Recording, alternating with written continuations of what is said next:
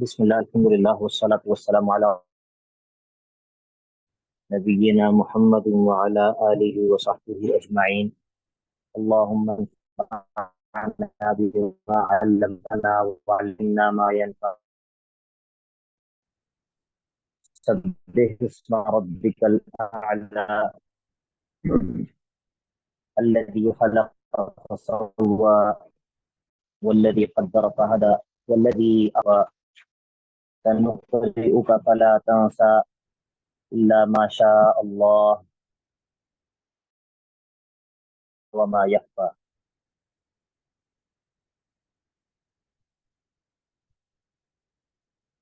یہ آواز آ رہی ہے سب کو؟ آواز واضح ہے؟ جی سر واضح ہے۔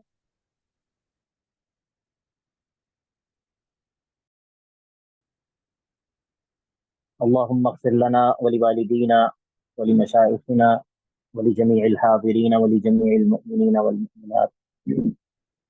اللهم وفقنا لما تحب وترضى. اللهم اعتق رقابنا من النار. عزیز طلبہ و طالبات، آج ہم نے اللہ تعالیٰ کی توفیق سے سورہ اعلیٰ سے آغاز کرنا ہے، اور یہ بات ہم نے پہلے کی تھی کہ یہ جو حصہ ہے یہاں سے گویا کہ سورت کا جو ہے وہ پارے کا جو ہے وہ ایک اور حصہ جو ہے اس کا آغاز جو ہے وہ ہو جاتا ہے، اور اس سے پہلے سورہ قیامہ سے لے کر سورہ طارق تک جو ہے وہ قیامت اور قیامت کے بعد کے مختلف مراحل کو بیان کیا۔ بنیادی طور پر مقصد یہ تھا۔ اب یہاں سے سورہ سبح اسم ربک الاعلی سے لے کر آخر تک جو مضمون بیان ہوگا وہ بنیادی طور پر دو مضمون ہیں۔ ایک تو چونکہ توحید کا مسئلہ جو ہے وہ اصل الاصول ہے، تو توحید کا مسئلہ جو ہے وہ بیان ہوگا، اور اس کے ساتھ ساتھ توحید کے مسئلے کو نہ ماننے کا جو سبب ہے، توحید کے مسئلے کو نہ ماننے کا جو سبب ہے، چونکہ وہ دنیا کی محبت ہے، توحید کو نہ ماننے کا سبب، آخرت کو اور قیامت کو نہ ماننے کا سبب، وہ جو ہے وہ دنیا سے تعلق ہے، دنیا کا تعلق، دنیا کے ساتھ جو ہے وہ ایسا تعلق کہ جو انسان کو حق کو قبول کرنے سے روک دیتا ہے۔ تو اسی لیے اس حصے میں جو ہے وہ دو چیزیں بیان ہوں گی، توحید، مسئلہ توحید بیان ہوگا، اور تزہید فی الدنیا، تزہید فی الدنیا کا مضمون بیان ہوگا۔ یہ میں یہاں پر چیٹ میں لکھ بھی دیتا ہوں، تزہید فی الدنیا، تزہید فی الدنیا و ترغیب الی الآخرہ،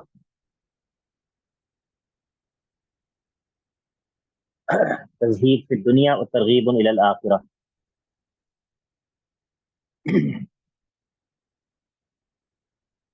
اب جب انسان دنیا کو ترجیح دے رہا ہوتا ہے نا آخرت پر، تو یہ چیز بہت سارے فساد کا سبب بنتی ہے۔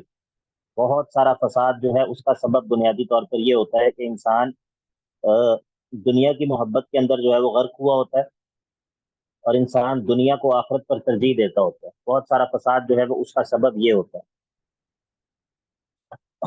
اور یہ حق کو ٹھکرانے کا سبب بھی ہوتا ہے۔ انسان حق کو بھی جھٹلاتا ہے، حق کا انکار کرتا ہے اس وجہ سے، اور اس کے علاوہ پھر انسان جو ہے وہ کمزوروں پر زیادتی بھی کرتا ہے اس کی وجہ سے کہ جو اس کے دل میں جو موجود دنیا کی محبت ہوتی ہے وہ، اور آخرت کا اس کو یقین نہیں ہوتا، اللہ تعالیٰ کے سامنے پیش ہونے کا یقین جو ہے وہ نہیں ہوتا۔ اور جب انسان کے دل میں اللہ تعالیٰ کی محبت یا آخرت کی رغبت کے بجائے دنیا کی محبت، وہ ظاہر ہے کہ محبت سے مراد جو ہے وہ دنیا کے سب سے مرغوب چیز ہے، وہ تو مال ہے۔ تو مال کی محبت اس کے دل میں ہوتی ہے، وہ اس مال کو خرچ بھی نہیں کرتا، اور جہاں پر اس کو خرچ کرنا چاہیے اس مد میں وہ اس مال کو خرچ نہیں کرتا، بلکہ الٹا وہ دوسروں کے مال کو ہتھیا بھی لیتا ہے، دوسروں کا حق جو ہے اس کو بھی دبا لیتا ہے۔ اب دیکھیں یہ مختلف چیزیں ہیں، ان دونوں چیزوں میں فرق ہے۔ ایک یہ ہے کہ انسان کا اپنا مال ہے، انسان کا اپنا مال ہے، اس کی اپنی ملکیت ہے، اور اس کو وہ دوسروں پر خرچ نہیں کرتا اس مال کی محبت کی وجہ سے۔ اور ایک ہے کہ انسان دوسروں کے مال کو بھی دبا لیتا ہے، دوسروں کے مال کو بھی دبا لیتا ہے، تو یہ ایک اس سے اگلا درجہ ہے، ٹھیک ہے۔ تو یہ سارے کے سارے جو فساد پیدا ہوتا ہے، یہ سارے کی ساری جو خرابی پیدا ہوتی ہے، میں نے کن کن چیزوں کا ذکر کیا؟ میں نے کہا کہ حق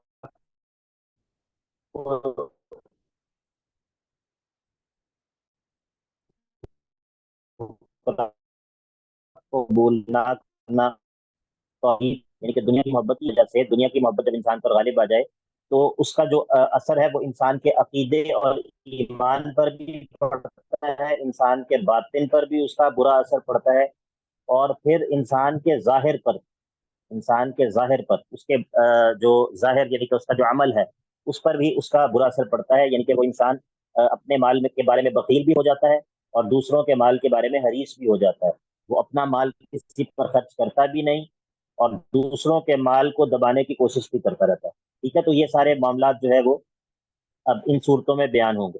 یہاں پر ہر صورت جو ہے وہ اس کے بعد اگلی صورت اس کا تتمہ ہوگی، یعنی کہ اب جس طرح ہم سورہ اعلیٰ پڑھیں گے تو سورہ غاشیہ جو ہے وہ سورہ اعلیٰ کا ایک طرح سے آپ یہ کہہ لیں کہ تتمہ، اور اس کی جو ہے وہ اس کو کمپلیٹ کرنے والی ہوگی۔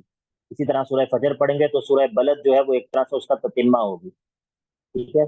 تو بنیادی طور پر یہ دو مسئلے جو ہیں وہ بیان ہوتے رہیں گے، مسئلہ توحید اور مسئلہ تزہید فی الدنیا۔ آپ کو بات سمجھ آ گئی یا نہیں؟ ایک بہن نے پوچھا ہے کہ تزہید کیا ہے؟ تزہید کہتے ہیں کسی کو بے رغبتی دلانا، زہد سے ہے، زہد کا مطلب ہوتا ہے بے رغبتی، تو تزہید کسی کو بے رغبتی دلانا، کسی کو بے رغبتی پر ابھارنا۔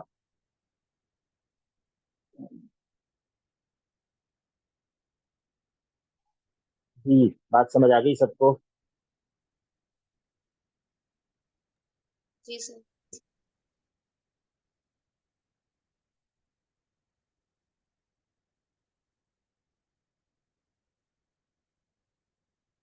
چلیے، بسم اللہ الرحمن الرحیم۔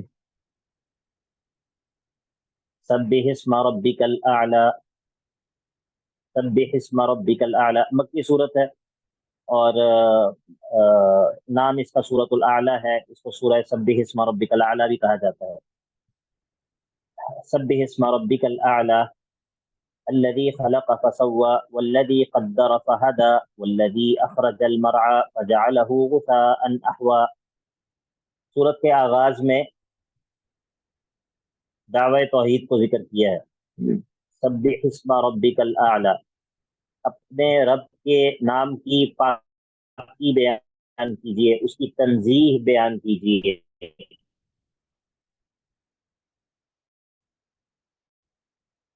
ٹھیک ہے۔ یعنی کہ اللہ تعالیٰ کے بارے میں، اللہ تعالیٰ کی تنزیہ بیان کہ وہ ہر قسم کے عیب اور نقص اور کمی اور کوتاہی سے پاک ہے، اور اسی چیز کا اپنی زبان سے اور اپنے عمل سے اعلان بھی کیجیے، سبح اسم ربک الاعلی۔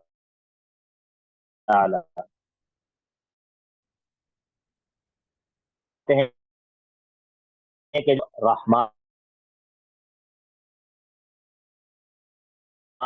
ہر قسم کے عیب اور نقص سے پاک، وہ ہر قسم کے عیب اور نقص سے پاک ہے۔ تو گویا کہ آپ اللہ کے ناموں کی پاکی اور پاکیزگی بیان کر رہے ہیں۔ ناموں سے مراد ظاہر ہے، اسم سے مراد مسمى ہے، اسم بول کر اسم سے مراد جو ہے وہ ایک ہوتا ہے اسم، اور ایک ہوتا ہے اس کا معنی، ٹھیک ہے۔ معنی جو ہوتا ہے وہ کا معنی ہوتا ہے وجود ذہنی، اور ایک ہوتا ہے مسمى۔ مسمى جو ہوتا ہے وہ اس کا خارجی مصداق ہوتا ہے، یعنی کہ جو آ، آ، باہر جہاں پر وہ وجود موجود ہے، وہ وجود جس کا نام جو ہے وہ،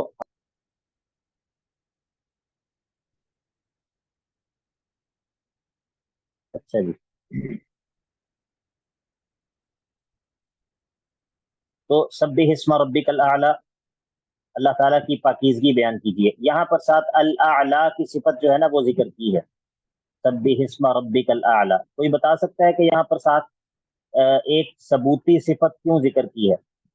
یعنی کہ سبح اسم ربک الاعلی، اس میں جو پہلی بات ہے، پہلی بات تو یہ ہے نا کہ تنزیہ کی بات ہے، پہلی بات تو سلبی صفات کی ہے، پاکی بیان کرنا، پاکی بیان کرنا تو کسی چیز کو نگیٹ کرنا، عیوب کی نفی کرنا، یہ ہے نا۔ اور الاعلی جو ہے یہ اللہ تعالیٰ کے لیے صفت کو ثابت کیا ہے۔ جی کوئی بتائے گا کہ یہاں پر الاعلی کو ذکر کیوں کیا ہے ساتھ؟ سبح اسم ربک الاعلی۔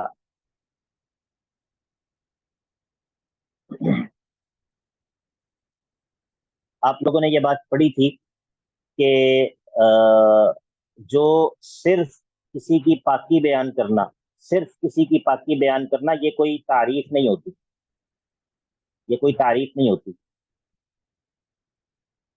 یاد آیا کسی کو یا نہیں؟ جی سر۔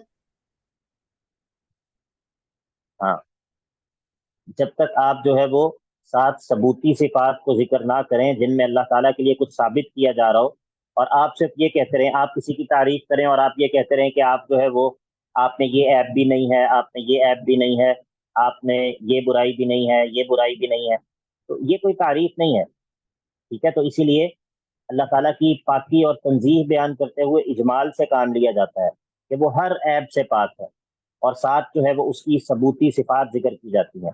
تو یہ مدح کا پراپر طریقہ جو ہے وہ یہ ہے، ٹھیک ہے؟ تو جب آپ کہتے ہیں سجدے میں سبحان ربی الاعلی، اب سبحان ربی الاعلی میں آپ پہلے اللہ تعالیٰ کی پاکی بیان کرتے ہیں تمام عیوب سے، ہر عیب سے پاک ہے اجمالی طور پر، آپ یہ نہیں کہتے کہ اس عیب سے پاک ہے، اس عیب سے پاک ہے، اس عیب سے پاک ہے، اور پھر آپ بعد میں الاعلی کہہ کر جو ہے وہ اس کے لیے صفت علو اور بلندی کی صفت جو ہے وہ ثابت کرتے ہیں۔ تو یہ اللہ تعالیٰ کی مدح کا یہ طریقہ ہے۔ سبح اسم ربک الاعلی الذی خلق فسوی، اب اس پر دلائل ذکر کرے گا، اللہ تعالیٰ کی توحید پر جو ہے وہ دلائل ذکر کرے گا۔ پہلی دلیل جو ہے وہ الاعلی ہے، دوسری یہ ہے کہ الذی خلق فسوی، اللہ وہ ذات ہے کہ جس نے تخلیق کیا ہے تمام تر مخلوق کو پہلی مرتبہ، فسوی، اور پھر اس کی خلقت کو جو ہے وہ برابر کیا ہے، یعنی کہ اس کو بڑا برابر طریقے سے پیدا کیا ہے، اس کی تخلیق جو ہے وہ بے ڈھنگی نہیں ہے، بے ڈھنگی نہیں ہے بلکہ ایک متوازن تخلیق ہے۔ والذی قدر فہدی، اور اللہ وہ ہے کہ جس نے اس مخلوق کا پورا پورا اندازہ مقرر کیا ہے، ہر چیز کو ایک اندازے کے مطابق، یا تو قدرہ کا معنی اندازے کا ہے یا پھر تقدیر کا ہے، ہر چیز کی تقدیر جو ہے وہ مقرر کی ہے، ملتی جلتی بات ہے، کوئی زیادہ فرق نہیں ہے۔ والذی قدر فہدی، اور پھر جو ہے وہ اس کی رہنمائی کی ہے۔ یہاں پر ہدایت سے مراد جو ہے وہ یہ کتابیں نازل کرنے والی اور انبیاء کو بھیجنے والی ہدایت نہیں ہے، بلکہ یہاں پر ہدایت عامہ مراد ہے۔ ہدایت عامہ یہ ہوتی ہے کہ آپ دیکھتے ہیں کہ بطخ کا بچہ پیدا ہوتا ہے تو وہ پانی میں تیرنا شروع کر دیتا ہے، ٹھیک ہے؟ اب اس کو کس نے سکھایا ہے کہ تم نے پانی میں اس طرح تیرنا ہے؟ چھوٹا بچہ پیدا ہوتا ہے، اس کو پتا ہے کہ جب مجھے بھوک لگے گی تو میں نے کس طرح اس کو ایکسپریس کرنا ہے، میں نے جو ہے وہ رو کر یہ بتانا ہے کہ مجھے بھوک لگی ہوئی ہے، اور جب اس کو دودھ پلانا شروع کرتی ہے ماں تو اس کو دودھ پینا بھی آتا ہے، اس کو یہ کس نے سکھایا ہے؟ ٹھیک ہے؟ یہ ہدایت عامہ ہے کہ اللہ تعالیٰ نے مخلوق کو پیدا بھی کیا، پھر اس کو اس کی زندگی گزارنے کا جو طریقہ ہے وہ بھی سکھا دیا۔ والذی قدر فہدی والذی اخرج المرعى، اور اللہ وہ ہے کہ جو زمین سے چارے کو اگاتا ہے، مرعا سے مراد تمام چیزیں ہیں جن کو زمین اگاتی ہے، چاہے وہ انسانوں کی خوراک ہو، چاہے وہ حیوانات کی خوراک ہو، جو کچھ بھی زمین سے نکلتا ہے۔ فجعلہ غثاء احوا، اور پھر اللہ تعالیٰ اس کو، اس زمین سے نکلنے والے چارے کو بنا دیتا ہے غثاء احوا، سیاہ سیاہ بھوسا، ٹھیک ہے؟ سیاہ جو ایک سیاہی مائل قسم کا ایک بھوسا ٹائپ ہوتا ہے، مطلب مثال کے طور پر اگر آپ کو کبھی دریا کے کنارے یا ندی کے کنارے آپ دیکھیں کہ وہ گھاس پھوس یا وہ پتے وغیرہ جن کو پانی اٹھا لاتا ہے اور پھر وہ ان کو کناروں پر پھینک دیتا ہے، تو وہ سیاہی مائل ہو جاتے ہیں بالکل، وہ یعنی کہ گیلے ہونے کی وجہ سے سیاہی مائل جو ہے وہ ہو جاتے ہیں، گویا کہ وہ بالکل بیکار ہو جاتا ہے۔ تو والذی اخرج المرعى فجعله غثاء احوا، اب جب آپ یہ کام کریں گے सब्बिह इस्मा रब्बिकल आला, अल्लाह ताला की पाकी को बयान करेंगे, तो फिर क्या होगा? फिर ये होगा कि सनुक़रिउका फला तंसा, सनुक़रिउका फला तंसा, अल्लाह ताला आपको कुरान जो है वो अता करेगा, अल्लाह ताला आपको कुरान अता करेगा, फला तंसा, और आप उसको भूलेंगे भी नहीं। अल्लाह ताला आपको कुरान मजीद पढ़ाएगा, इल्ला माशा अल्लाह, हाँ वो जो कि अल्लाह ताला ही आपको भुलाना चाहे, यानी कि जो अल्लाह ताला जिस हुक्म को मनसूख करना चाहे तो वो आपको जो है वो अल्लाह ताला भुला देगा, वरना आपको जो है वो कुरान मजीद भूलेगा नहीं। सनुक़रिउका फला तंसा इल्ला माशा अल्लाह इन्नहु यअलमुल जहरा वमा यख्फा, इन्नहु यअलमुल जहरा वमा यख्फा। और ये तौहीद फिल इल्म का इस बात है, इन्नहु यअलमुल जहरा वमा यख्फा, और अल्लाह रब्बुल इज्जत जो है वो जानता है उस चीज को भी कि जो जाहिर है, और उस चीज को भी कि जो पोशीदा है। उसका इल्म जो है वो इन दोनों तरह की चीजों को अपने अहाते में लिए हुए है। वसन वनुयस्सिरुका लिल युसरा, और हम आपके लिए जन्नत के रास्ते को आसान कर देंगे।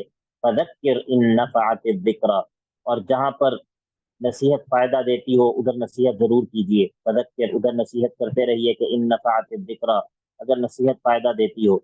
सयद्दक्करु मन यख्शा, अब यहाँ पर जो है वो जिक्र कर दिया। अब ये सूरत में देखिए शुरू से लेकर सब्बिह इस्मा रब्बिकल आला से लेकर वनुयस्सिरुका लिल युसरा, यहाँ तक जो मजमून है, अगर आपको ये कहा जाए कि आप बताएं इसमें क्या बयान हुआ है, आप क्या कहेंगे? तौहीद सर। सब्बिह इस्मा रब्बिकल, जी तौहीद, और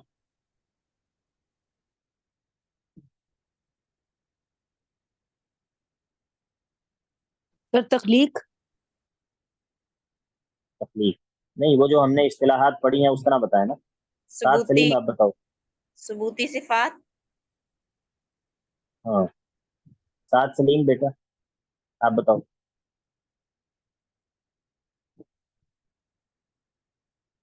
अस्सलाम वालेकुम। वालेकुम अस्सलाम। सबसे पहले इस बातें तो ही, हाँ फिर और उसके बाद मत ये क्या है? अल्लज़ी खलक़ फसव्वा वल्लज़ी क़द्दर फहदा वल्लज़ी अख़रजल मरअा फजअलहु गुसाअन अहवा, ये क्या है? ये वो है, बाअस बादल मौत। नूर आप बताइए। ये इस बात तौहीद के दलाइल हैं। हाँ बारकल्लाह आ, फीक, इस बातें तौहीद के सच्ची दलाइल हैं, शाबाश। हम्म, बारकल्लाह फीक। तो यहाँ पर जो है वो तौहीद, मसला तौहीद बयान हुआ, और उस पर तीन दलाइल का जिक्र हुआ। ठीक है, तीन दलाइल का जिक्र हुआ, बल्कि तीन से ज्यादा दलाइल हैं। अल्लज़ी खलक़, ये पहली दलील है। फसव्वा, और फिर तख्लीक को बिल्कुल बराबर कर दिया, ये दूसरी दलील है। वल्लज़ी क़द्दर, और उसने हर चीज को एक अंदाजे के मुताबिक पैदा किया है, ये तीसरी दलील है। और फिर फहदा, और फिर उसको उसकी जिंदगी गुजारने के जो जिंदगी गुजारने का जो तरीका है वो भी सिखाया हर चीज को, ये चौथी दलील है। फिर वल्लदी अखरजल मरआ, और फिर जमीन से जिसने जो है वो चारा उगाया है, ये पांचवी दलील है। ठीक है, और फिर फजअलहु गुसाअन अहवा, और फिर उसको जो है वो आ, बिल्कुल उस स्याह भूसे की तरह कर देता है। तो ये यहाँ तक जो है वो तौहीद और उसके दलाइल बयान किए। सनुक़रिउका फला तंसा, ये अल्लाह ताला का अपने इनाम का इजहार करना है। अल्लाह ताला का इनाम है ये कि अल्लाह ताला आपको जो है वो कुरान मजीद पढ़ा देगा, आप जो है वो उसको फरामोश नहीं करेंगे। इल्ला माशा अल्लाह, मगर ये कि जिसको अल्लाह ताला मनसूख करने के लिए आपको बुलाना चाहे। और फिर इन्नहु यअलमुल जहरा वमा यख्फा, ये भी मसला तौहीद है, ये भी मसला तौहीद है, तौहीद फिल इल्म, कि अल्लाह रब्बुल इज्जत का इल्म जो है वो हर चीज को अहाते में लिए हुए है। वनुयस्सिरुका लिल युसरा, अल युसरा से मुराद जो है वो जन्नत है, या जन्नत का रास्ता है। वनुयस्सिरुका लिल युसरा, अल्लाह ताला आपके लिए उसको जो है वो आसान कर देगा। अब जब ये सारा मामला है, ये सारा मामला है कि आपको अल्लाह ताला कुरान पढ़ा भी देगा, और आपके लिए आपके इस सारे अमल को, दावत को, आपका अल्लाह ताला का पैगाम पहुंचाना, इस सारे मामले को आपके लिए आसान भी कर देगा। तो अब आपको क्या करना चाहिए? फदक्किर, आपको चाहिए कि आप जो है वो लोगों को नसीहत करें, लोगों तक जो है वो इस दीन को पहुंचा दें। ان نفعت الذکر، اگر اس سے کوئی فائدہ ہوتا ہو، یعنی کہ اگر نصیحت فائدہ دیتی ہو، جہاں پر انسان کو یقین ہو 100% کہ یہاں پر جو ہے وہ نصیحت فائدہ نہیں دے گی، تو وہاں پر جو ہے وہ اعراض کرنے کا حکم ہے، اعراض کرنے کا حکم ہے۔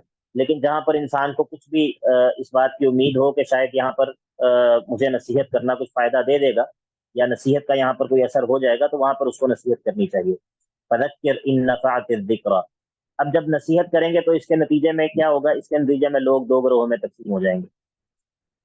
سیذکر من یخشی، سیذکر من یخشی، اس نصیحت سے نصیحت حاصل کر لے گا، فائدہ اٹھا لے گا کون؟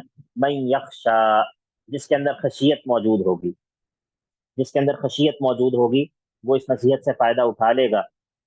وَيَتَجَنَّبُهَا الْأَشْقَى، اور اس نصیحت سے اجتناب کرے گا، اس سے دور رہے گا وہ شخص جو کہ شقی اور بدبخت ہوگا۔ اور یہ شقی اور بدبخت کون ہے؟ الَّذِي يَصْلَى النَّارَ الْكُبْرَى، جو کہ بڑی آگ میں ڈالا جائے گا، بڑی آگ میں جو ہے وہ داخل ہو جائے گا۔ اور ثُمَّ لَا يَمُوتُ فِيهَا وَلَا يَحْيَا، پھر نہ اس میں یہ مرے گا نہ ہی زندہ ہوگا۔ لا يموت، ثم لا يموت فيها ولا يحيا، اس کا کیا مطلب ہے ثم لا يموت فيها ولا يحيا؟ یہ کون سی کیفیت ہوتی ہے جس میں نہ انسان مردہ ہو نہ زندہ ہو؟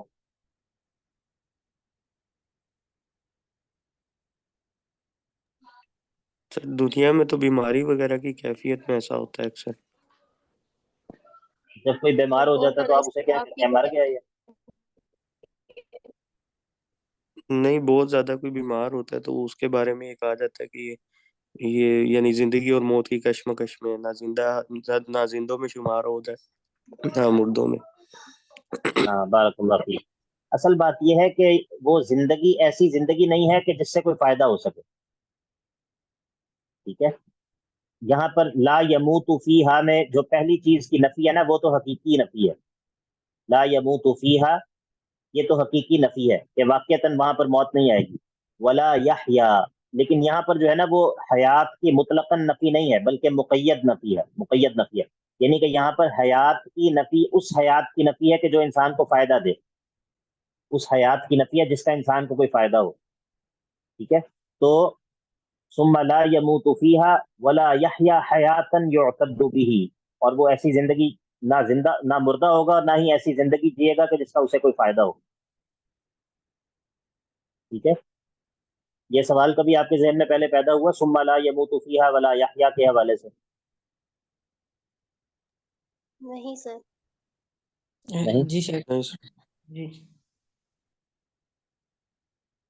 تو میری چھوٹی بیٹی ہے، وہ ابھی 6 سال کی ہے، تو وہ پرانی بات ہے، سال ایک ہو گیا اس بات کو، وہ ایک دن یہ کہہ رہی تھی کہ اس بات کا کیا مطلب ہے کہ لا يموت فيها ولا يحيا، ٹھیک ہے؟ کہ یہ مطلب نہ مرے گا تو اور نہ زندہ ہوگا، تو یہ کیا ہے؟ تو مطلب یہ انسان کے ذہن میں سوال آتا ہے ثم لا يموت فيها ولا يحيا، تو اس کا جواب یہ ہے کہ لا يموت فيها تو واقعتاً موت کی نفی ہے،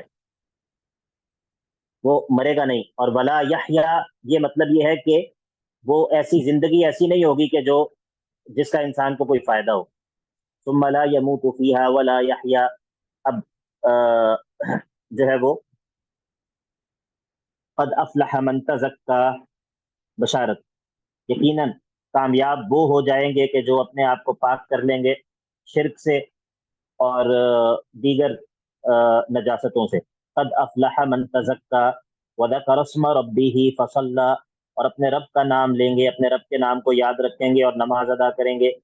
بل تؤثرون الحیات الدنیا، اب یہاں پر جو ہے وہ سبب ذکر کرتا ہے کہ یہ جو اوپر ہم نے مسئلہ بیان کیا، اس مسئلے کو نہ ماننے کا سبب کیا ہے؟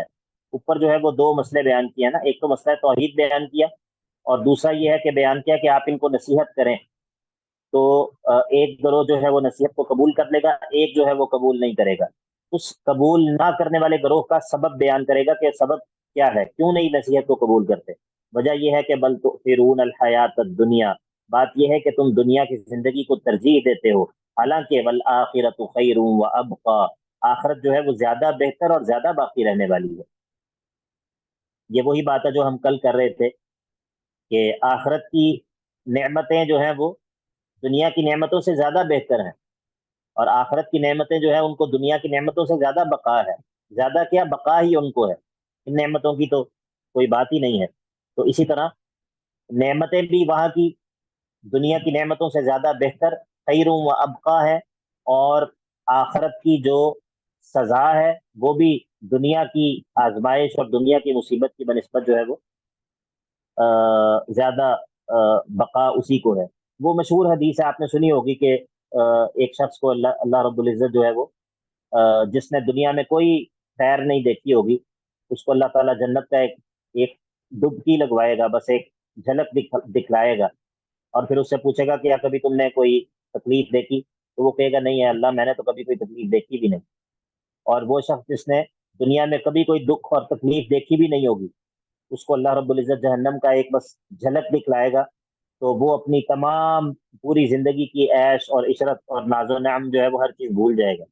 تو وہ یعنی کہ جو آخرت کی جو نعمتیں ہیں وہ بھی حقیقی معنی میں نعمت وہی ہے، اور آخرت کی جو کا جو عذاب اور سزا ہے حقیقی معنی میں عذاب اور سزا وہی ہے۔ تو بل تؤثرون الحیات الدنیا والآخرۃ خیر وابقا، اب یہ جو اوپر دو باتیں ذکر ہو گئیں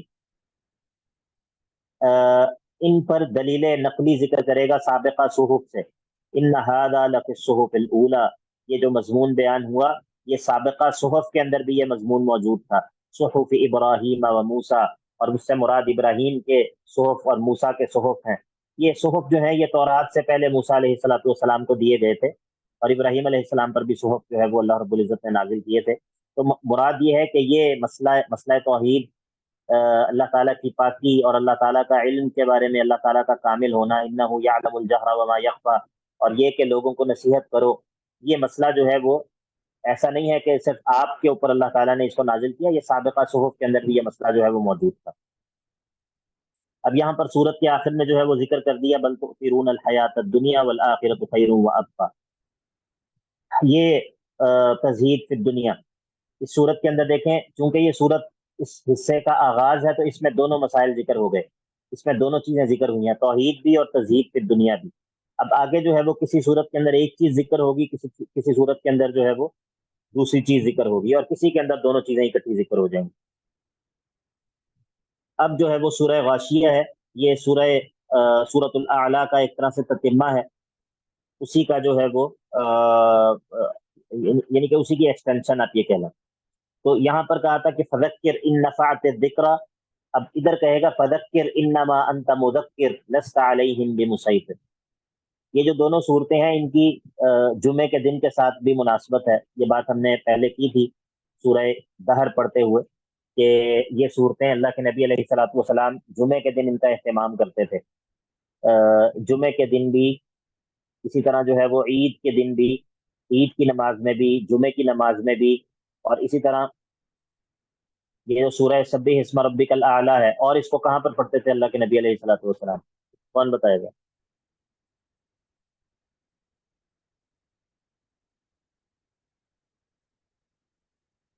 سبح اسم ربک الاعلیٰ اور کس موقع پر پڑھی جاتی ہے، کون سی نماز میں؟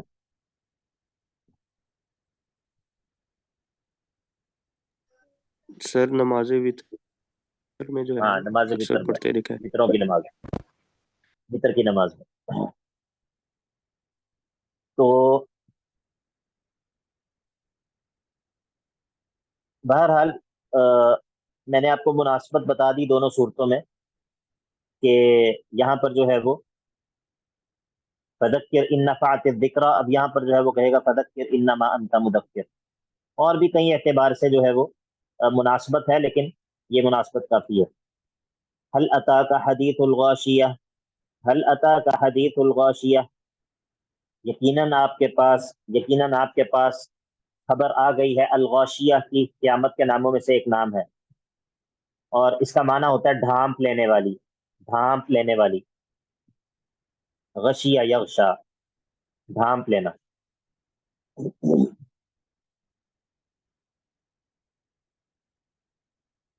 قرآن مجید میں ہے نا غشیہم من الیم ما غشیہم، کہ فرعون کو جو ہے وہ ایک بہت بڑی موج نے جو ہے وہ ڈھانپ لیا، غشیہم۔ تو یہ جو مادہ ہے غین شین یا، اس کا روٹ ورڈ ہے، معنی اس کا کیا ہوتا ہے؟ ڈھانپنا۔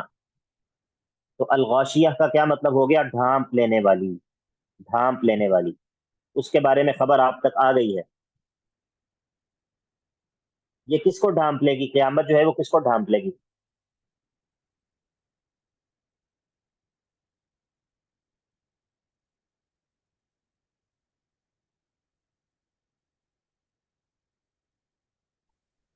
انسانوں کو. انسانوں کو، دنیا کو؟ ہر چیز کو ڈھانپ لے گی کیونکہ ہر چیز میں تو تو اصل بات یہی ہے کہ یہاں پر آپ ایک چیز کا جو ہے وہ تخصیص نہیں کر سکتے کہ یہ کس چیز کو ڈھانپ لے گی۔ یہ انسانوں کو اپنی ہیبت اور ہولناکی کے ذریعے ڈھانپ لے گی، اور یہ اس پوری دنیا کو جو ہے وہ ڈھانپ لے گی اپنے احوال کے ذریعے۔ تو گویا کہ یہ بہت ساری چیزیں جو ہے وہ یعنی کہ یہ ہر چیز کے اوپر جو ہے وہ ایک طرح سے چھا جائے گی۔ تو اس اعتبار سے یہ الغاشیہ ہے، انسانوں کے دلوں کو جو ہے وہ ڈھانپ لے گی اپنی ہیبت کے ذریعے۔ یہ سارے معنی اس کے اندر موجود ہیں۔ تو حل اتاک حدیث الغاشیہ، اب یہ الغاشیہ جو ہے اس کے بارے میں کچھ اس کے حالات بیان ہوں گے کہ اس دن کیا ہوگا۔ وجوہ یومئذ خاشعہ، اس دن بعض چہرے ایسے ہوں گے، بعض چہرے ایسے ہوں گے کہ وہ بالکل جھکے ہوئے ہوں گے، جھکے ہوئے ہوں گے۔ الجزاء من جنس العمل، دنیا کے اندر انہوں نے یہ چہرے جو ہے وہ دنیا کے اندر اللہ تعالیٰ کے لیے نہیں جھکے تھے، تو اس دن جو ہے وہ یہ چہرے جھکے ہوئے ہوں گے۔ عاملۃ ناصبہ، اور عاملۃ ناصبہ،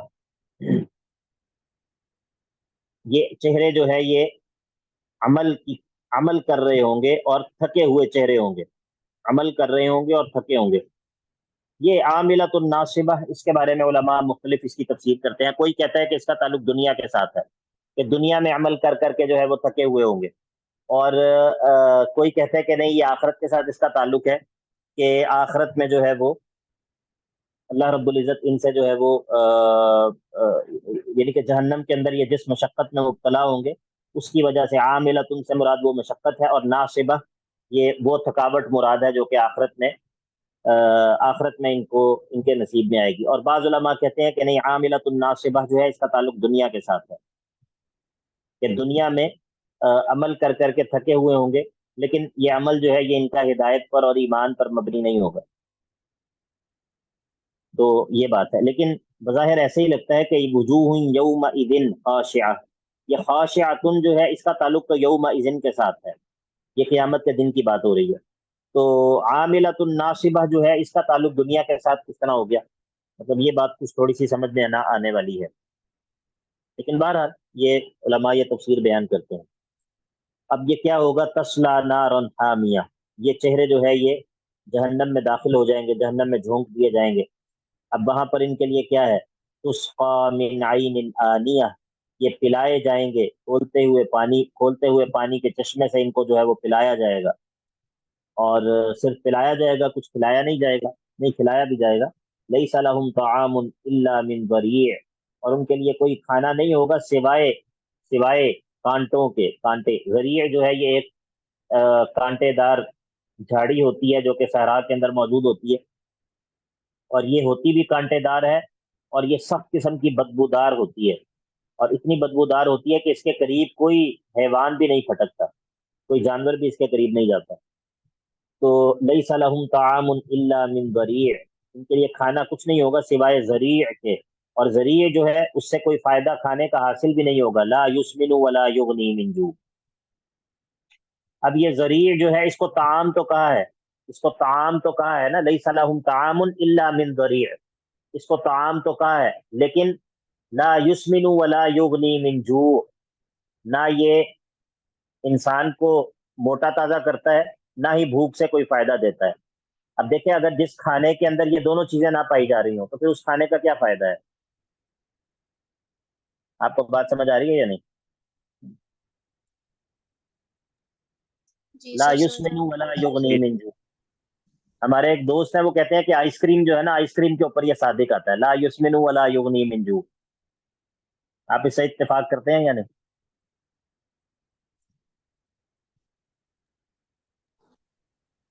جی سر۔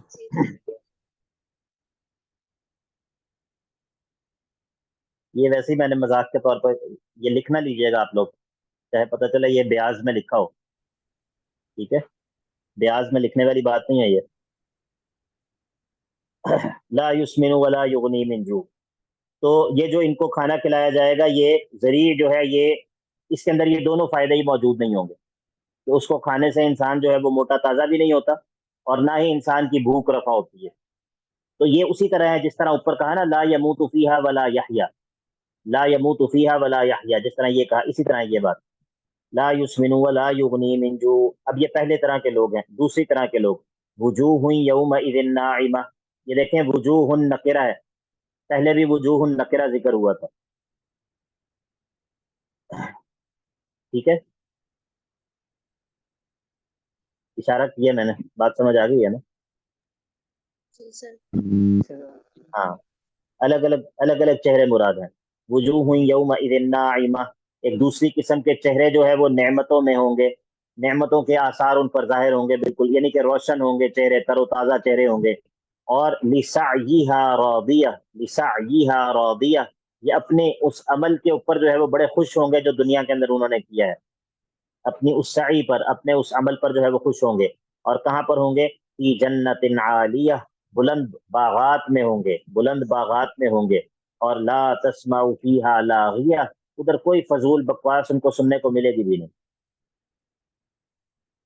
یعنی کہ یہ دیکھیں اللہ تعالیٰ جنت کی نعمتوں میں اس چیز کو ذکر کرتا ہے، اسے سورہ نبا کے اندر بھی ذکر کیا نا، ان للمتقین مفازا حدائق واعنابا وكواعب اترابا وكأسا دهاقا لا يسمعون فيها لغوا ولا كذابا، لا يسمعون فيها لغوا ولا كذابا. تو اس کا مطلب یہ ہے کہ یہ بھی ایک نعمت ہے کہ انسان کو کوئی فضول بات سننے کو نہ ملے، یہ بھی ایک نعمت ہے. اللہ تعالیٰ اس کو جنت کی نعمتوں کے ضمن میں ذکر کرتا ہے. لا تسمع فیہا لاغیہ، یہ چہرے جو ہے یہ ضمائر جو ہے نا یہ چہروں کی طرف لوٹ رہی ہیں، اس لیے واحد مؤنث کی ضمیر ہے. لا تسمع واحد مؤنث کا صیغہ ہے. ویسے اس کو واحد مذکر حاضر کا صیغہ بھی بنا سکتے ہیں مخاطب کا. لا تسمع فیہا لاغیہ، تم نہیں سنو گے اس میں کوئی فضول بات، کوئی لغو بات. لیکن لگتا ہے ایسے ہی ہے کہ یہ وجوہ ان کی طرف ضمیر لوٹ رہی ہے اور واحد مؤنث کا صیغہ ہے. لا تسمع فیہا لاغیہ، یہ وجوہ یعنی کہ مراد یہ چہروں والے، یہ وہاں پر ان باغات میں کوئی فضول بات نہیں سنیں گے. فیہا عین جاریہ، اور ان باغات میں جو ہے وہ چشمے بہ رہے ہوں گے. فیہا سرر مرفوعہ، اور ایسے پلنگ ہوں گے جو بلند ہوں گے، بلندی پر ہوں گے، وہ پلنگ جو کہ بلندی پر ہوں گے.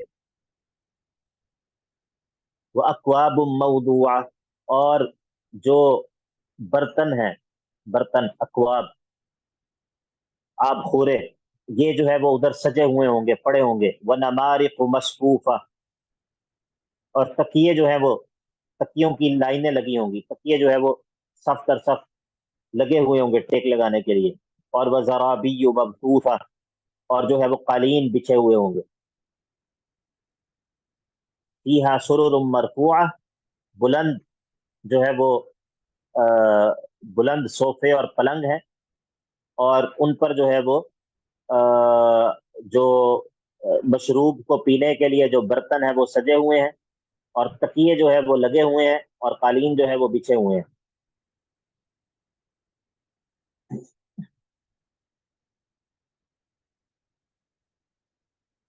تو اب جو ہے وہ اللہ رب العزت ذکر کرے گا کہ اگر تمہیں یہ یقین نہیں آتا ان باتوں کا تو چلو پھر یہ دیکھو. اگر تمہیں ان باتوں کا یقین نہیں آتا تو چلو ان چیزوں کو دیکھو کہ جو دنیا کے اندر تمہاری آنکھوں کے سامنے موجود ہیں. وہ یہ ہے کہ افلا ينظرون الى الابل كيف خلقت، افلا ينظرون الى الابل كيف خلقت، کیا یہ لوگ اونٹ کو نہیں دیکھتے کہ ہم نے اس کو کیسے پیدا کیا ہے؟ آپ میں سے کسی نے اونٹ کی سواری کی ہے کبھی؟ کس نے اونٹ کی سواری کی ہے؟ چھوٹے ہوتے یہ گلی محلوں کے اندر تو اونٹ والا آیا کرتا تھا، اب تو بڑے عرصے سے کبھی نہیں دیکھا، لیکن پہلے ہوتا تھا یہ کام. اونٹ کے اوپر بیٹھنا جو ہے وہ آسان ہے یا مشکل ہے؟ مشکل بھی ہے تھوڑا سا. مشکل ہے. اونٹ بلند ہوتا ہے نا، بلند ہوتا ہے اونٹ، لیکن اس کو پہلے نیچے بٹھانا پڑتا ہے، پھر آپ اس کے اوپر بیٹھتے ہیں.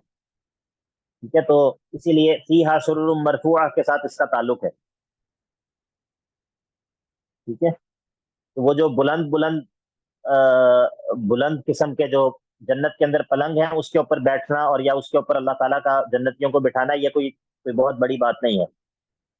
یہ اونٹ جو ہے نا، یہ اللہ تعالیٰ کی بڑی عجیب مخلوق ہے۔ آپ دیکھیں بعض جو جانور ہوتے ہیں وہ دودھ دیتے ہیں، ان کا فائدہ دودھ ہوتا ہے۔ بعض جانوروں کا فائدہ جو ہے وہ گوشت ہوتا ہے۔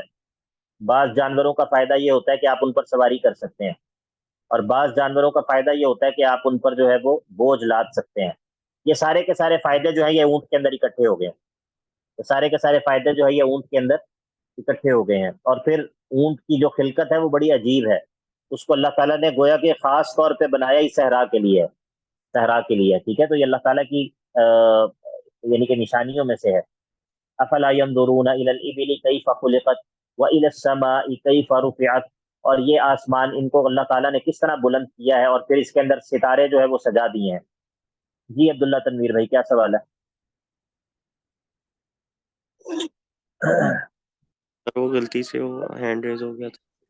ٹھیک، کوئی بات نہیں، بارک اللہ فیک۔ افلا ينظرون الى الابل كيف خلقت والى السماء كيف رفعت والى الجبال كيف نصبت، اور ان پہاڑوں کی طرف نہیں دیکھتے کہ کس طرح اللہ تعالیٰ نے ان کو گاڑا ہوا ہے۔ اللہ اکبر۔ والى الارض كيف سطحت، اور زمین کو کس طرح اللہ تعالیٰ نے بچھایا ہوا ہے۔ یہ اللہ تعالیٰ کی بڑی بڑی نشانیاں ہیں، اور یہ وہ نشانیاں ہیں جو کہ ہر وقت جو ہے نا جن کو دیکھ سکتا ہے، یہ زمین اور آسمان۔ اور اسی طرح جو ہے یہ پہاڑ جہاں پر موجود نہیں بھی ہوں گے وہاں پر زمین تو موجود ہوگی، اور آسمان تو موجود ہوں گے۔ اور عرب جن پر یہ قرآن مجید سب سے پہلے نازل ہوا ہے، ان کی تو زندگی ہی ان چیزوں میں گزرتی تھی نا، پہاڑ اور صحرا اور اونٹ، یہ چیزیں ان کے بالکل سامنے موجود تھیں۔ تو یہ اللہ تعالیٰ کی بڑی بڑی نشانیاں ہیں۔ پہاڑوں کے بہت سارے فائدے ہیں، پہاڑوں کے بہت سارے فوائد ہیں، ٹھیک ہے۔ اس میں یہ فائدہ تو ہے کہ یہ زمین کے لیے اللہ تعالیٰ نے ان کو میخوں کی طرح بنایا ہوا ہے، زمین تاکہ لڑک نہ جائے، اور زمین کو اللہ تعالیٰ نے جو ہے وہ اس کی مضبوطی کا ان کو سبب بنایا ہوا ہے، یہ ایک الگ بات ہے، لیکن اس کے علاوہ بھی بہت سارے ان کے فوائد ہیں۔ پہاڑوں کا جو ہے نا ہمارا جو موسمی نظام ہوتا ہے اس کے ساتھ بھی بڑا گہرا تعلق ہوتا ہے۔ یہ پہاڑ جو ہے بہت ساری ہواؤں کے لیے بند کا کام دیتے ہیں، بہت تیز تیز جو ہوائیں ہوتی ہیں ان کو روکنے کا کام دیتے ہیں۔ اسی طرح یہ سیلاب اور پانی وغیرہ کے لیے بھی بند کا کام دیتے ہیں، ان کے اور بہت سارے فائدے ہوتے ہیں۔ لیکن اگر زمین ساری کی ساری پہاڑوں پر مشتمل ہوتی تو تب بھی انسانوں کی مصلحتیں جو ہے وہ فوت ہو جانی، انسانوں کی مصالح جو ہے وہ فوت ہو جاتی۔ تو اسی لیے وَإِلَى الْأَرْضِ كَيْفَ سُطِحَتْ، زمین کو جو ہے وہ ہموار بھی کیا ہے، زمین کو بچھایا بھی ہے۔ تو فَذَكِّرْ إِنَّمَا أَنْتَ مُذَكِّرْ، اے محمد صلی اللہ علیہ وسلم اور ان کے بعد جو بھی ان کے راستے پر چلے، آپ نصیحت کیجئے۔ انما انت مذکر، آپ صرف نصیحت کرنے والے ہیں، منوانا آپ کا کام نہیں ہے، منوانا آپ کا کام نہیں ہے۔ آپ سمجھا سکتے ہیں، آپ نصیحت کر سکتے ہیں، وہ آپ اپنا کام کیجئے۔ انما انت مذکر، آپ صرف نصیحت کرنے والے ہیں۔ لست علیہم بمسیطر، آپ ان پر کوئی نگران نہیں ہے۔ ایسا نہیں ہے کہ آپ ان پر جو ہے وہ نگران مقرر کر دیے گئے ہیں کہ اب جب تک یہ مان نہ جائیں تب تک آپ کی ذمہ داری پوری نہیں ہوتی، نہیں، ایسا نہیں ہے۔ آپ کا کام نصیحت کرنا ہے، پہنچا دینا ہے، وہ کام آپ کریں۔ اب آپ اس بات کی فکر نہ کریں کہ یہ لوگ پتہ نہیں مانتے کیوں نہیں ہیں۔ لست علیہم بمسیطر الا من تولی وکفر، اب آپ فکر اسی لیے نہ کریں کہ آپ کا کام جو ہے آپ وہ کریں، ان میں سے جو آپ کی دعوت پر تسلیم نہیں کرے گا، آپ کی دعوت پر توحید کو نہیں مانے گا اور پیٹ پھیر جائے گا اور انکار کر دے گا، تو فیعذبہ اللہ العذاب الاکبر، اللہ رب العزت اس کو بڑا عذاب جو ہے وہ چکھائے گا۔ اور ان الینا ایابہم، ان کا لوٹنا پھر ہماری ہی جانب ہے، لوٹ کر انہوں نے ہماری طرف ہی آنا ہے۔ ثم ان علینا حسابہم، اور پھر ان کا حساب لینا جو ہے وہ ہمارے ذمہ ہے، یہ آپ کا کام نہیں ہے۔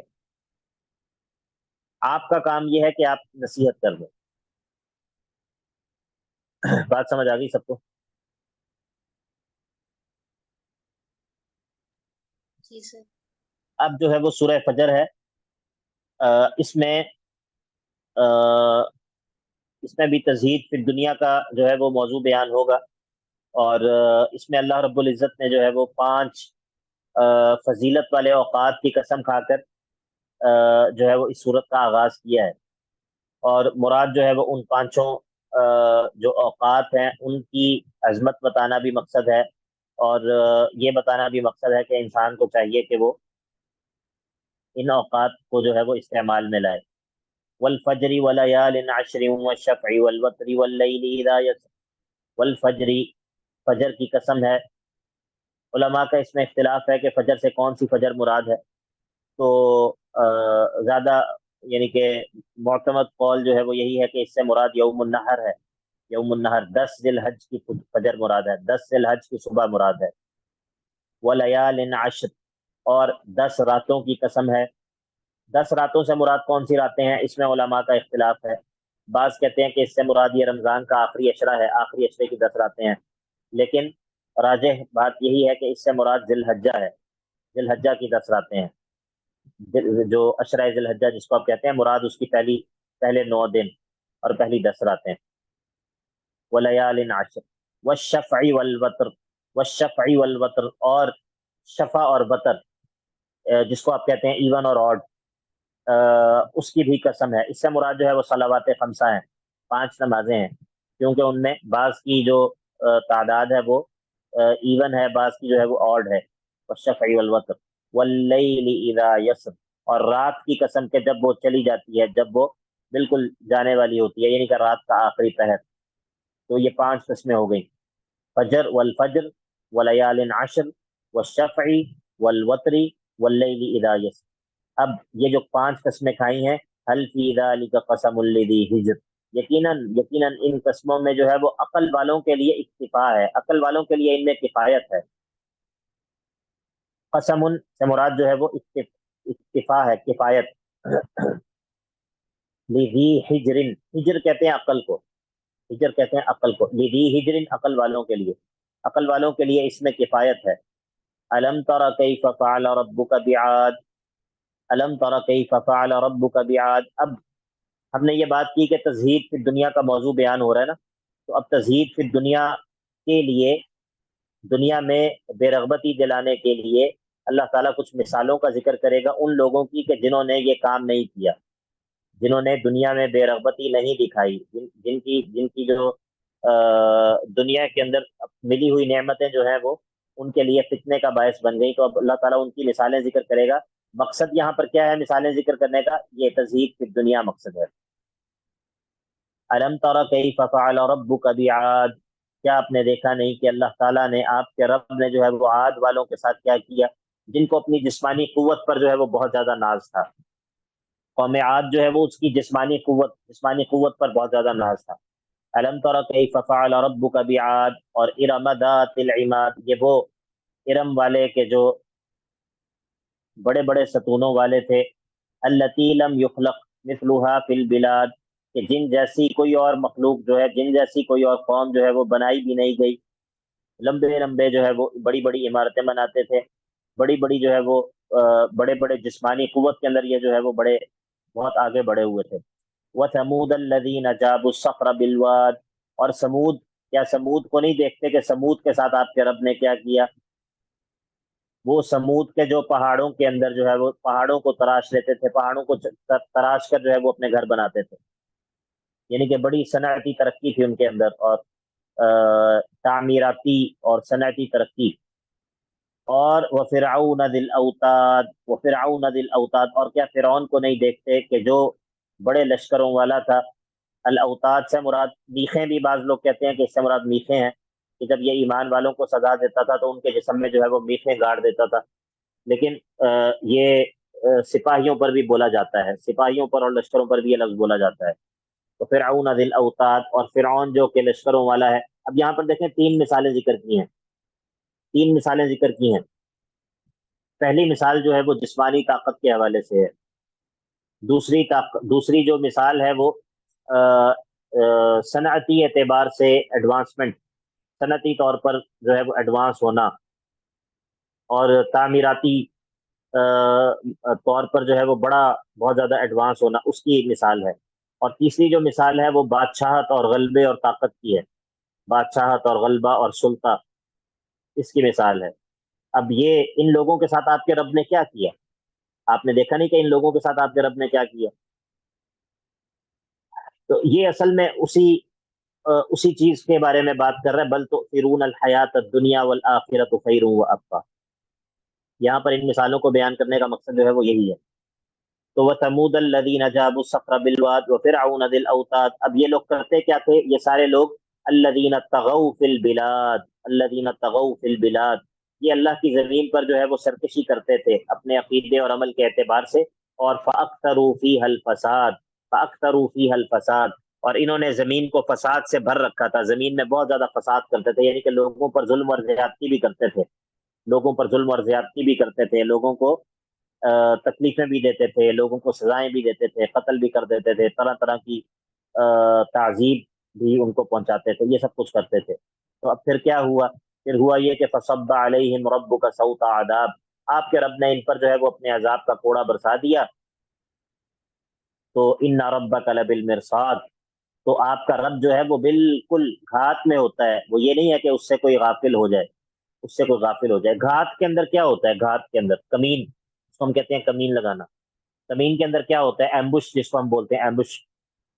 وہ یہ ہوتا ہے کہ جو کمین لگاتے ہیں وہ چھپے ہوئے ہوتے ہیں، ٹھیک ہے، دشمن سے چھپے ہوئے ہوتے ہیں، اور وہ دشمن کو دیکھ رہے ہوتے ہیں لیکن دشمن ان کو دیکھ نہیں رہا ہوتا. آپ کو بات سمجھ آ رہی ہے یا نہیں؟ جی سر ٹھیک ہے، سمجھ آ چھپ کر دشمن پر حملہ کرتے ہیں نا، ایمبش. تو ان ربک لبالمرصاد کا معنی یہی ہے کہ اللہ رب العزت جو ہے وہ پوری طرح مطلع ہے اپنے بندوں پر. اللہ رب العزت کا علم جو ہے وہ بندوں کا احاطہ کیے ہوئے ہے، اللہ تعالیٰ ان کی گھات میں ہے. اللہ تعالیٰ کے علم سے بندے جو ہے وہ اوجل نہیں تھے. جب یہ سب کچھ کر رہے تھے تو اللہ تعالیٰ کے علم سے اوجل نہیں تھے، اسی لیے فصب علیہم ربک صوت عذاب، جب انہوں نے یہ کام کیا الذین طغوا فی البلاد فاکثروا فیہا الفساد. یہ بات یاد رکھیں، آپ سب لوگ اس بات کو اچھی طرح یاد رکھیں. اللہ رب العزت کی یہ سنت ہے، یہ اللہ تعالیٰ کی سنت ہے. اور وَلَن تَجِدَ لِسُنَّتِ اللَّهِ تَبْدِيلًا وَلَن تَجِدَ لِسُنَّتِ اللَّهِ تَحْوِيلًا. اللہ تعالیٰ کی سنت کبھی بھی تبدیل نہیں ہوتی. یہ جو سنن الہیہ ہیں، اللہ تعالیٰ کی جو سنتیں کائنات کے اندر اللہ تعالیٰ کا جو طریقہ کار ہے، یہ اللہ تعالیٰ کا طریقہ جاری رہتا ہے، کبھی بھی تبدیل نہیں ہوتا. اسی لیے آپ آج جب دیکھتے ہیں کہ غزہ کے اندر جو ہو رہا ہے، آپ جو دیکھتے ہیں کہ یعنی کہ انسان کا کلیجہ جو ہے وہ حلق کو آ جاتا ہے، اور انسان وہ چیزیں دیکھ بھی نہیں سکتا کہ جو وہاں پر ہو رہا ہے. اور انسان جو ہے وہ بعض دفعہ سوچتا ہے کہ پتہ نہیں شاید اللہ رب العزت نے جو ہے ان لوگوں کو پکڑنا نہیں ہے، یا پتہ نہیں کب اللہ تعالیٰ کی مدد آنی. اس بات کو یاد رکھیں کہ اللہ تعالیٰ کی یہ سنت ہے، یہ اللہ تعالیٰ کی سنت ہے کہ اللہ تعالیٰ جو ہے وہ ظالموں کو، طاغیوں کو اللہ تعالیٰ ضرور پکڑتا ہے، ضرور پکڑتا ہے. لیکن اللہ تعالیٰ کے ہاں جو ٹائم لائن ہے وہ انسانوں والی ٹائم لائن اللہ تعالیٰ کے ہاں نہیں چلتی ہے.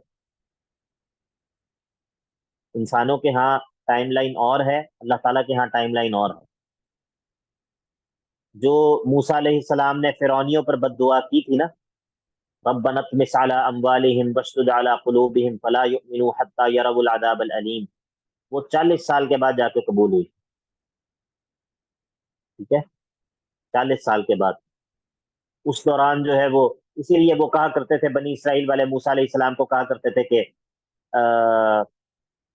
انا قد وہ کیا ہے آیت احسان الہی ظہیر بھائی، وہ کیا آیت ہے کہ ہم اودینا، ہم آپ کے آنے سے پہلے بھی ہمیں آزمائش تھی، اور آپ کے آنے کے بعد بھی ہم، کیا آیت ہے وہ؟ قالوا أوذينا من قبل أن تأتينا من بعد ما جئتنا، بارک اللہ فیک. وہ کہتے تھے کہ موسیٰ آپ کے آنے سے پہلے بھی ہم مصیبت میں تھے، آپ کے آنے کے بعد بھی مصیبت میں. یہ کیا بات ہوئی؟ اس سے کیا فرق کیا پڑ گیا ہمیں کہ اللہ کا نبی جو ہے وہ ہمارے اندر آ گیا. ٹھیک ہے، تو اسی لیے یعنی کہ انسان اللہ تعالیٰ کی مدد کا سوال کرتا رہے، اللہ سے دعا کرتا رہے، لیکن یہ کبھی بھی اس کے دل میں نہ آئے کہ پتہ نہیں اللہ تعالیٰ کی مدد آنی ہے یا نہیں آنی. نہ، ایسا نہیں ہے، کلا کلا، ہرگز نہیں. یہ اللہ تعالیٰ کی مستقل سنت ہے، یہ اللہ تعالیٰ کی سنت ہے. ان اللہ یمہل ولا یہمل، وہ مہلت دیتا ہے لیکن چھوڑتا نہیں ہے، مہلت دیتا ہے لیکن چھوڑتا نہیں ہے. تو دیکھیے جس کے اندر بھی یہ وصف پایا جائے گا، الذین طغوا فی البلاد فاکثروا فیہا الفساد، کیا یہ وصف جو ہے یہ یہود پر پورا نہیں اترتا؟ الذین طغوا فی البلاد فاکثروا فیہا الفساد، تو اس بات کا یقین رکھیں کہ فصب علیہم ربک صوت عذاب، یہ اللہ تعالیٰ کی سنت ہے، یہ پوری ہو کر رہے گی، یہ پوری ہو کر رہے گی۔ اس کے بہت سارے طریقے ہیں۔ اللہ تعالیٰ وما یعلم جنود ربک الا ہو، وما یعلم جنود ربک الا ہو، اللہ تعالیٰ کے بہت سارے جنود ہیں، اللہ تعالیٰ ان کے ذریعے بھی یہ کام کر سکتا ہے۔ اور باقی ایک اور کام، ایک اور طریقہ تو ہے ہی، وہ کون سا طریقہ ہے؟ قاتلوہم یعذبہم اللہ بایدیکم ویخزیہم وینصرکم علیہم ویشفی صدور قوم مؤمنین، وقاتلوہم یعذبہم اللہ بایدیکم، تم ان سے قتال کرو، اللہ تمہارے ہاتھوں سے ان کو عذاب دے گا۔ ٹھیک ہے، تو یہ بھی ایک صورت ہوتی ہے۔ تو بہرحال یہ جو صورت ہے نا سورہ فجر، اور سبحان اللہ اس کا نام کیا ہے؟ اس کا نام ہے سورۃ الفجر، سورۃ الفجر۔ اس کا نام سورۃ الفجر اسی لیے ہے کہ اس میں اللہ تعالیٰ نے طغات اور طاغیوں اور ایسے ظالموں کے انجام کو بیان کیا ہے۔ ٹھیک ہے، تو مراد یہی ہے کہ یہ جو ظلم کی رات ہوتی ہے، یہ جو آزمائش کی تاریکی ہوتی ہے، یہ چھٹ جاتی ہے، یہ چھٹ جاتی ہے۔ ٹھیک ہے جی، تو فجر جو ہے وہ طلوع ہو جاتی ہے۔ تو اسی لیے انسان کو اللہ تعالیٰ سے نا امید اور مایوس نہیں ہونا چاہیے، انسان کو اللہ تعالیٰ سے نا امید اور مایوس نہیں ہونا چاہیے۔ یہ اللہ تعالیٰ جو ہے وہ ولا تحسبن اللہ غافلا عما يعمل الظالمون، ولا تحسبن اللہ غافلا عما يعمل الظالمون انما يؤخرهم ليوم تشخص فيه الابصار۔ یہ بات جو ہے وہ ادھر ادھر نکل گئی ہے، لیکن یہ باتیں بھی بعض دفعہ ضروری ہوتی ہیں، کیونکہ اگر اس طرح کے حالات میں قرآن مجید کے ذریعے انسان اہتداء نہ کرے، قرآن مجید سے انسان ہدایت کشید نہ کرے، اور قرآن مجید سے انسان رہنمائی نہ لے، تو انسان جو ہے وہ مایوس ہو جاتا ہے، انسان جو ہے وہ مایوس ہو جاتا ہے، انسان حوصلہ ہار جاتا ہے۔ تو انسان کو قرآن مجید کے ذریعے جو ہے وہ یہ ہدایت بھی انسان کو حاصل کرنی چاہیے کہ اللہ رب العزت جو ہے وہ ظالموں کو چھوڑتا نہیں ہے۔ چلیے ہم سورت کو مکمل کر لیں۔ فَأَمَّا الْإِنسَانُ إِذَا مَا ابْتَلَاهُ رَبُّهُ فَأَكْرَمَهُ وَنَعَّمَهُ فَيَقُولُ رَبِّي أَكْرَمَنِ، یہ یہاں پر جو ہے وہ معیار کی اصلاح ہے، معیار کی اصلاح، کہ انسان یہ جو طاغی قسم کے لوگ ہیں، یا یہ لوگ جو کہ دنیا کو ترجیح دیتے ہیں، ان کے ہاں جو معیار ہے وہ کیا بن جاتا ہے؟ دنیا معیار بن جاتی ہے، دنیا جو ہے وہ معیار بن جاتی ہے۔ اور جب دنیا جو ہے وہ معیار بن جاتی ہے تو پھر کیا ہوتا ہے؟ پھر یہ ہوتا ہے کہ اگر اس کو مال مل جائے تو یہ سمجھتا ہے کہ اللہ تعالیٰ نے میری جو ہے وہ تکریم کی ہے، اور اگر اس کو مال نہ ملے تو یہ سمجھتا ہے کہ میری اہانت ہو گئی ہے۔ یعنی کہ اس کے ہاں عزت اور ذلت کا معیار جو ہے وہ کیا بن جاتا ہے؟ وہ مال بن جاتا ہے۔ تو اسی لیے فرمایا فَأَمَّا الْإِنسَانُ إِذَا مَا ابْتَلَاهُ رَبُّهُ فَأَكْرَمَهُ وَنَعَّمَهُ، یہ جو انسان ہے اگر اس کا رب جو ہے وہ اس کو آزمائے، اس کو مال دے کر، اس کو نعمتیں دے کر، تو پھر یہ کیا کہتا ہے؟ فَيَقُولُ رَبِّي أَكْرَمَنِ، پھر یہ کہتا ہے ہاں میرے رب نے میری بڑی تکریم کی ہے۔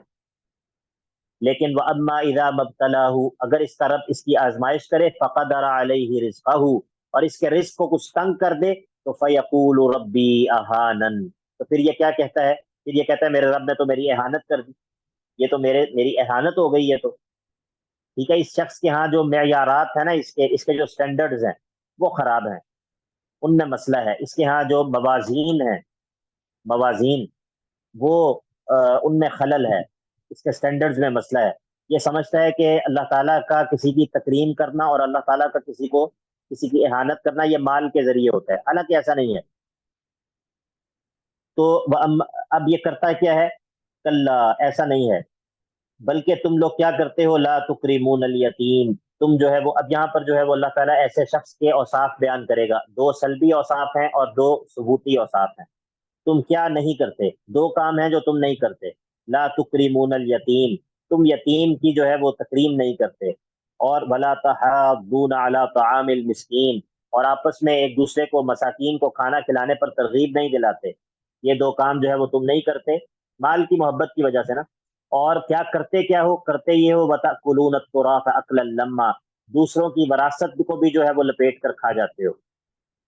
مال دوسروں کا ہوتا ہے، تم اس کو ہڑپ کر جاتے ہو. وَتَأْكُلُونَ التُّرَاثَ أَكْلًا لَمًّا، اور وَتُحِبُّونَ الْمَالَ حُبًّا جَمًّا، مال کی محبت تمہارے دلوں میں ایسی ہے کہ جس کا کوئی اندازہ ہی نہیں. مال سے تم بڑی زیادہ محبت کرتے ہو. اب اس پر جو ہے وہ زجر ہے، ان تمام چیزوں پر زجر ہے. اور یہ پیچھے جو طغات کا حال بیان ہوا، اور جن کو یعنی کہ جو مختلف اعتبار سے اپنی طاقت کے اندر جو ہے وہ اگلے درجوں تک پہنچے ہوئے تھے، اور یہ شخص جو کہ مال کو معیار سمجھتا ہے، ان کو زجر ہے. کلا اذا دکت الارض دکن دکا، وہ دن کہ جس دن زمین کو پیس دیا جائے گا. وجاء ربک والملک صفا صفا، اور آپ کا رب جو ہے وہ اور فرشتے قطار در قطار جو ہے وہ آ جائیں گے جیسا اس کی شان کے لائق ہے. وجیء یومئذ بجہنم، اور جہنم کو اس دن لے آیا جائے گا. یہ جہنم جو ہے وہ آئے گی، اس کو 70,000 لگامیں جو ہے وہ ڈلی ہوں گی، اور ہر لگام کو 70,000 فرشتوں نے تھاما ہوا ہوگا، اس طرح کی حدیث میں آتا ہے. اور پھر بھی یہ ان کے کنٹرول سے نکل رہی ہوگی، ان کے کنٹرول سے چھوٹ رہی ہوگی. جہنم کی یہ کیفیت ہوگی. وجیء یومئذ بجہنم، جہنم کو اس دن لے آیا جائے گا. یومئذ یتذکر الانسان، اس دن انسان نصیحت حاصل کر لے گا، اس دن انسان کو نصیحت حاصل ہو جائے گی. یہ کون لوگ ہیں جن کو نصیحت حاصل ہو جائے گی؟ یہ وہ لوگ ہیں جن کے بارے میں پیچھے کہا نا کہ سورہ اعلیٰ کے اندر کیا کہا؟ وَيَتَجَنَّبُهَا الْأَشْقَى، وَيَتَجَنَّبُهَا الْأَشْقَى، دنیا کے اندر جس نے نصیحت حاصل نہیں کی. اور سورہ غاشیہ کے اندر یہ کہا کہ لَسْتَ عَلَيْهِمْ بِمُسَيْطِرٍ إِلَّا مَنْ تَوَلَّى وَكَفَرَ، یہ وہ لوگ ہیں کہ جنہوں نے دنیا کے اندر نصیحت کو حاصل نہیں کیا. اب یہاں پر جب یہ کام ہوگا، اللہ رب العزت آ جائے گا، فرشتوں کی صفیں بن جائیں گی، اور جہنم کو لے آیا جائے گا. اس دن کیا ہوگا؟ اس دن یہ بھی نصیحت حاصل کر لے گا. یومئذ یتذکر الانسان، اس دن یہ کافر جو ہے اس کو بھی نصیحت حاصل ہو جائے گی، اس کو بھی پتہ چل جائے گا. لیکن وَأَنَّى لَهُ الذِّكْرَى، اب نصیحت کا کیا فائدہ ہے؟ اب نصیحت کا موقع ہی نہیں ہے، اب یہ نصیحت تو فائدہ نہیں دے گی. تو یقول، اس دن یہ کہے گا یا لیتنی قدمت لحیاتی، یا لیتنی، کاش میں نے اپنی اس زندگی کے لیے کچھ آگے بھیجا ہوتا. فیومئذ، اب فیومئذ، لیکن یہ وہ دن ہے. یہ پیچھے آپ نے فرعون کا بھی قصہ، فرعون کی بات بھی سن لی آپ نے، قوم سمود کا بھی سن لیا، قوم عاد کا بھی سن لیا. یہ بڑے بڑے طاغی اور بڑے بڑے جابر اور بڑے بڑے ظالم. لیکن آج وہ دن ہے کہ فیومئذ لا یعذب عذابہ احد، آج اللہ کے عذاب جیسا کوئی عذاب نہیں دے سکتا. اور ولا یوثق وثاقہ احد، آج جیسا اللہ باندھے گا ویسا کوئی باندھ بھی نہیں سکتا. یعنی کہ دنیا کے اندر یہ جو ظالم ہیں، یہ جس طرح لوگوں کو تعذیب دیتے تھے، یا دنیا کے اندر یہ جس طرح مخالفین کو باندھ کر جو ہے وہ اذیتیں دیتے تھے، جس طرح فرعون نے آسیہ کو جو ہے وہ شہید کیا. تو یہ سب چیزیں، تو آج کا دن وہ ہے کہ آج کے دن اکیلا اللہ رب العزت جو ہے وہ لمن الملک اليوم للہ الواحد القہار. یا ایتها النفس المطمئنہ، اب اس کے مقابلے میں جو ہے وہ ایک دوسرا نفس ہے، وہ جو کہ نفس مطمئنہ ہے، جو ایمان کی وجہ سے دنیا میں بھی مطمئن ہے، موت کے وقت بھی مطمئن ہے، قبر میں بھی مطمئن ہے، اور حشر کے ان سب مراحل میں بھی نفس مطمئنہ ہے. یا ایتها النفس المطمئنہ، اس نفس مطمئنہ کو کہا جائے گا قیامت کے دن، ہاں چلو ارجعی الی ربک راضیۃ مرضیہ، چلو آج اپنے رب کی جانب واپس چلو، اس حال میں کہ وہ تم بھی راضی بھی ہو، مرضی بھی ہو، یعنی کہ راضیۃ مرضیہ، اس حال میں چلو کہ تم جو ہے وہ اللہ رب العزت سے راضی ہو. فادخلی فی عبادی، داخل ہو جاؤ اے نفس، اے نفس تو داخل ہو جا فی عبادی، میرے بندوں میں، میرے بندوں کے ساتھ داخل ہو جا. کہاں پر؟ وادخلی جنتی، میری جنتوں میں جو ہے وہ داخل ہو جا. یہ سورہ فجر کے بعد جو ہے یہ سورہ بلد بھی ہم نے پڑھنی تھی، لیکن چونکہ وقت اوپر ہو گیا ہے، بس یہ بات سن لیں کہ جس طرح سورہ غاشیہ جو ہے وہ سورہ اعلیٰ کے لیے تتمہ ہے، اسی طرح سورہ بلد جو ہے یہ سورہ فجر کے لیے اس کی ایکسٹینشن ہے، یا اس کا ایک تتمہ ہے. تو انشاءاللہ اس کو پڑھیں گے اگلی کلاس کے اندر. تو صلی اللہ تعالی علی نبینا محمد وعلی آلہ وصحبہ اجمعین. کچھ سوالات ہیں تو کر لیجیے.